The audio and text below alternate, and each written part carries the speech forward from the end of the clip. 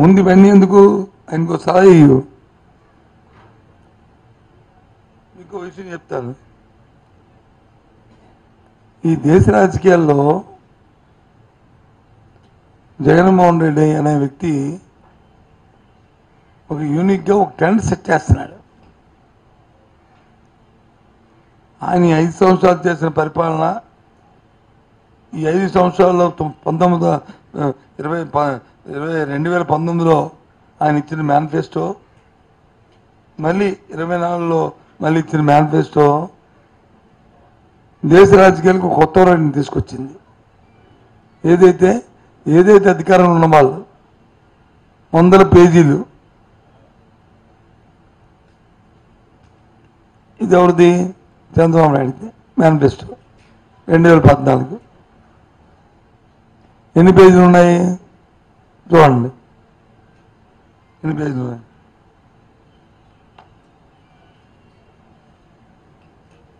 Page number లేచాడు లేదు, page number లేదు. 50 పేజీలు, అటు ఇటు కలిపితే 100 పేజీలు. 50 పేజీలు మేనిఫెస్టో. ఎప్పుడు? 2014. చూశారు కదా. ఇది 2024. ఇది ఎన్ని పేజీలు మేనిఫెస్టో? 3 పేజీలు. మొదటి పేజీ తీసేస్తే మిగతా 5 పేజీలు. 5 పేజీలు మా మేనిఫెస్టో.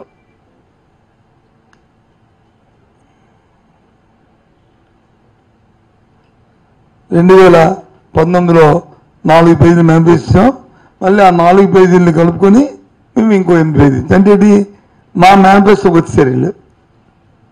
అంటే జగన్మోహన్ రెడ్డి గారు ఏదైతే ఆలోచన చేసి నిబద్ధతతో చేయాలని ఓ నిజాయితీతో ఈ రాష్ట్ర రాజకీయాలు తీసుకుని మార్పేట తెలుసా?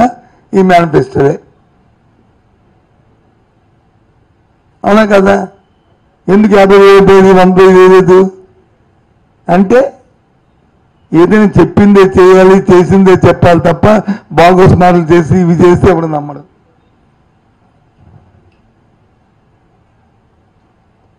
అందుకు ఈ మేనిఫెస్టోలో భగవద్గీతగా మేము వచ్చి పెట్టాం. సచ్చినట్టుగా ఇప్పుడు మా 2019లో మేము చేసామో ఆ దానికి ఇప్పుడు వచ్చారు వీళ్ళందరూ కూడా. ఎవరందరూ? ఈ ముఠ అంతా. ఈ ఫ్రంట్ ఏమన్నారు వెళ్ళి? ఏంటండి ఇది? తెలుగుదేశం కూటమి. తెలుగులో కూటమి, ఇంగ్లీష్లో ఫ్రంట్.